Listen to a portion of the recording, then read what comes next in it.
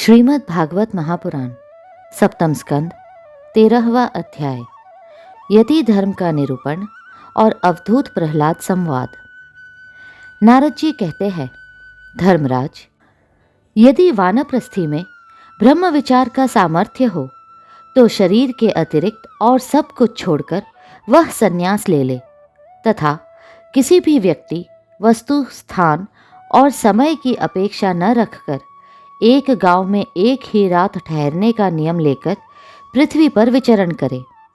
यदि वह वस्त्र पहने तो केवल कौपीन, जिससे उसके गुप्त अंग ढक जाए, और जब तक कोई आपत्ति न आवे तब तक दंड तथा अपने आश्रम के चिन्हों के सिवा अपनी त्यागी हुई किसी भी वस्तु को ग्रहण न करे। सन्यासी को चाहिए कि वह समस्त प्राणियों का हितैषी हो, शांत रहे, भगवत परायण रहे और किसी का आश्रय न लेकर अपने आप में ही रमे एवं अकेला ही विचरे। इस संपूर्ण विश्व को कार्य और कारण से अतीत परमात्मा में अध्यस्त जाने और कार्य कारण स्वरूप इस जगत में ब्रह्म स्वरूप अपने आत्मा को परिपूर्ण देखे। आत्मदर्शी सन्यासी सुषुप्ति और जागरण की संधि में अपने स्वरूप का अनुभव करे और बंधन तथा मोक्ष दोनों ही केवल माया है, वस्तुतः कुछ नहीं, ऐसा समझे। न तो शरीर की अवश्य होने वाली मृत्यु का अभिनंदन करे और न अनिश्चित जीवन का, केवल समस्त प्राणियों की उत्पत्ति और नाश के कारण काल की प्रतीक्षा करता रहे।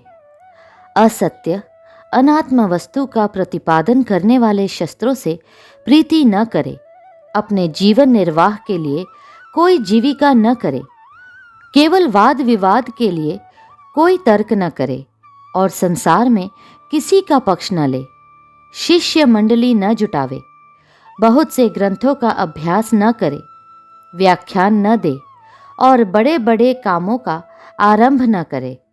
शांत, समदर्शी एवं महात्मा सन्यासी के लिए किसी आश्रम का बंधन धर्म का कारण नहीं है। वह अपने आश्रम के चिन्हों को धारण करे, चाहे छोड़ दे।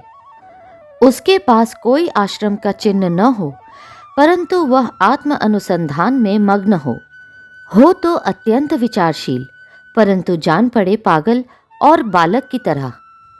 वह अत्यंत प्रतिभाशील होने पर भी साधारण मनुष्यों की दृष्टि से ऐसा जान पड़े मानो कोई गूंगा है। युधिष्ठिर, इस विषय में महात्मा लोग एक प्राचीन इतिहास का वर्णन करते हैं। वह है दत्तात्रेय मुनि और भक्तराज प्रहलाद का संवाद। एक बार भगवान के परम प्रेमी प्रहलाद जी कुछ मंत्रियों के साथ लोगों के हृदय की बात जानने की इच्छा से लोकों में विचरण कर रहे थे। उन्होंने देखा कि सह्य पर्वत की तलहटी में कावेरी नदी के तट पर पृथ्वी पर ही एक मुनि पड़े हुए हैं।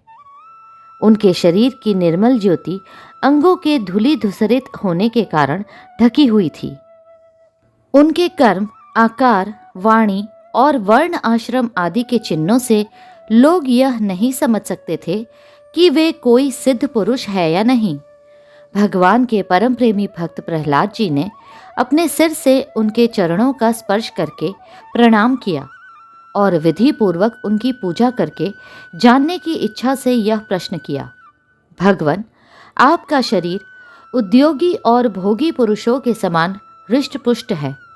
संसार का यह नियम है कि उद्योग करने वालों को धन मिलता है, धन वालों को ही भोग प्राप्त होता है और भोगियों का ही शरीर हृष्ट-पुष्ट होता है, और कोई दूसरा कारण तो हो नहीं सकता। भगवन, आप कोई उद्योग तो करते नहीं, यूं ही पड़े रहते हैं, इसलिए आपके पास धन है नहीं, फिर आपको भोग कहाँ से प्राप्त होंगे? ब्राह्मण देवता, बिना भोग के ही आपका यह शरीर इतना हृष्ट पुष्ट कैसे है? यदि हमारे सुनने योग्य हो तो अवश्य बतलाइए। आप विद्वान, समर्थ और चतुर हैं। आपकी बातें बड़ी अद्भुत और प्रिय होती है। ऐसी अवस्था में आप सारे संसार को कर्म करते हुए देखकर भी संभाव से पड़े हुए हैं। इसका क्या कारण है? नारद जी कहते हैं, धर्मराज, जब प्रहलाद जी ने महामुनि दत्तात्रेय जी से इस प्रकार प्रश्न किया, तब वे उनकी अमृतमयी वाणी के वशीभूत हो मुस्कुराते हुए बोले। दत्तात्रेय जी ने कहा, दैत्यराज, सभी श्रेष्ठ पुरुष तुम्हारा सम्मान करते हैं। मनुष्यों को कर्म की प्रवृत्ति और उनकी निवृत्ति का क्या फल मिलता है, यह बात तुम अपनी ज्ञान दृष्टि से जानते ही हो। तुम्हारी अनन्य भक्ति के कारण देवादिदेव भगवान नारायण सदा तुम्हारे हृदय में विराजमान रहते हैं, और जैसे सूर्य अंधकार को नष्ट कर देते हैं, वैसे ही वे तुम्हारे अज्ञान को नष्ट करते रहते हैं। तो भी प्रहलाद, मैंने जैसा कुछ जाना है उसके अनुसार मैं तुम्हारे प्रश्नों का उत्तर देता हूँ, क्योंकि आत्मशुद्धि के अभिलाषियों को तुम्हारा सम्मान अवश्य करना चाहिए। प्रहलाद जी, तृष्णा एक ऐसी वस्तु है जो इच्छा अनुसार भोगों के प्राप्त होने पर भी पूरी नहीं होती। उसी के कारण जन्म मृत्यु के चक्कर में भटकना पड़ता है। तृष्णा ने मुझसे न जाने कितने कर्म करवाए और उनके कारण न जाने कितनी योनियों में मुझे डाला। कर्मों के कारण अनेकों योनियों में भटकते भटकते दैववश मुझे यह मनुष्य योनि मिली है, जो स्वर्ग, मोक्ष, तिर्यक योनि तथा इस मानव देह की भी प्राप्ति का द्वार है। इसमें पुण्य करे तो स्वर्ग, पाप करे तो पशु पक्षी आदि की योनि, निवृत्त हो जाए तो मोक्ष, और दोनों प्रकार के कर्म किए जाए तो फिर मनुष्य योनि की ही प्राप्ति हो सकती है। परंतु मैं देखता हूँ कि संसार के स्त्री पुरुष कर्म तो करते हैं सुख की प्राप्ति और दुख की निवृत्ति के लिए, किंतु उसका फल उल्टा होता ही है। वे और भी दुख में पड़ जाते हैं। इसलिए मैं कर्मों से उपरत हो गया हूँ।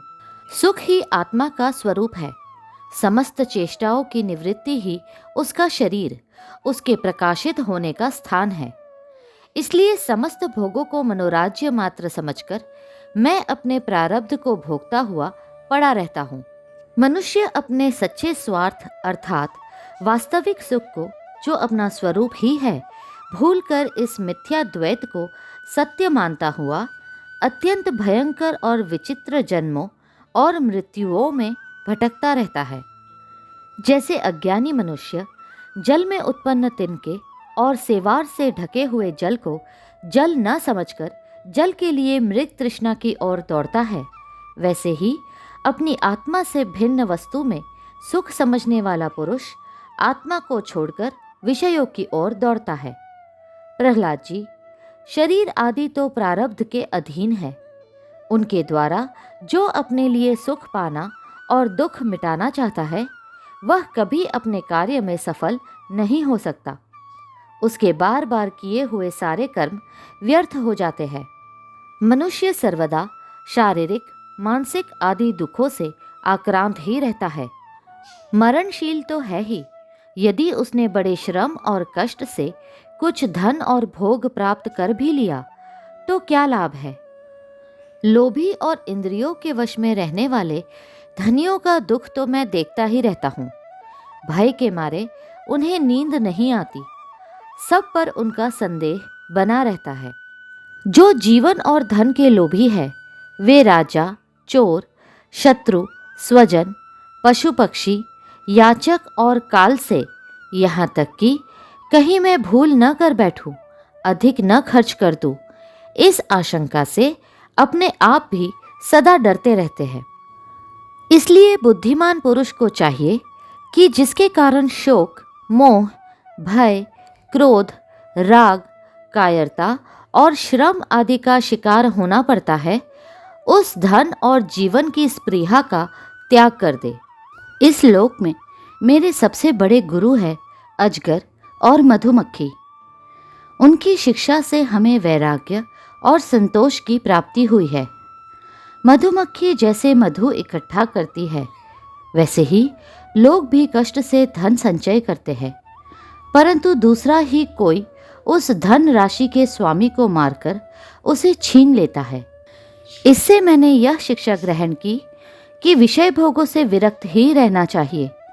मैं अजगर के समान निश्चेष्ट पड़ा रहता हूँ और दैववश जो कुछ मिल जाता है उसी में संतुष्ट रहता हूँ, और यदि कुछ नहीं मिलता तो बहुत दिनों तक धैर्य धारण कर यों ही पड़ा रहता हूँ।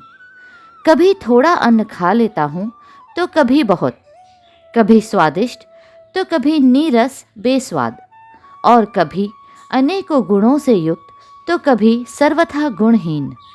कभी बड़ी श्रद्धा से प्राप्त हुआ अन्न खाता हूँ तो कभी अपमान के साथ, और किसी किसी समय अपने आप ही मिल जाने पर, कभी दिन में कभी रात में, और कभी एक बार भोजन करके भी दोबारा कर लेता हूँ।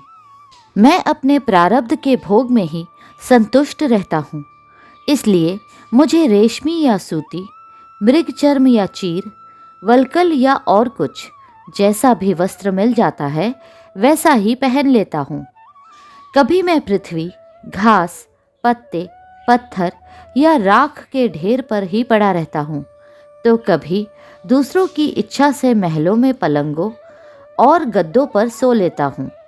दैत्यराज, कभी नहा धोकर शरीर में चंदन लगाकर सुंदर वस्त्र, फूलों के हार और गहने पहन रथ, हाथी और घोड़े पर चढ़कर चलता हूँ, तो कभी पिशाच के समान बिल्कुल नंग धड़ंग विचरता हूँ। मनुष्यों के स्वभाव भिन्न भिन्न होते ही है, अतः न तो मैं किसी की निंदा करता हूँ और न स्तुति ही। मैं केवल इनका परम कल्याण और परमात्मा से एकता चाहता हूँ। सत्य क्या अनुसंधान करने वाले मनुष्य को चाहिए कि जो नाना प्रकार के पदार्थ और उनके भेद विभेद मालूम पड़ रहे हैं उनको चित्त वृत्ति में हवन कर दे। चित्त वृत्ति को इन पदार्थों के संबंध में विविध भ्रम उत्पन्न करने वाले मन को सात्विक अहंकार में, और सात्विक अहंकार को महतत्व के द्वारा माया में हवन कर दे। इस प्रकार ये सब भेद विभेद और उनका कारण माया ही है, ऐसा निश्चय करके फिर उस माया को आत्म अनुभूति में स्वाहा कर दे। इस प्रकार आत्मा साक्षात्कार के द्वारा आत्म स्वरूप में स्थित होकर निष्क्रिय एवं उपरत हो जाए। प्रहलाद जी, मेरी यह आत्मकथा अत्यंत गुप्त एवं लोक और शास्त्र से परे की वस्तु है। तुम भगवान के अत्यंत प्रेमी हो, इसलिए मैंने तुम्हारे प्रति इसका वर्णन किया है। नारद जी कहते हैं, महाराज, प्रहलाद जी ने दत्तात्रेय मुनि से परमहंसों के इस धर्म का श्रवण करके उनकी पूजा की और फिर उनसे विदा लेकर बड़ी प्रसन्नता से अपनी राजधानी के लिए प्रस्थान किया। अगला अध्याय शीघ्र ही साझा होगा। कृपया करके लाइक, सब्सक्राइब और शेयर करें। हरे कृष्णा कृष्णा कृष्णा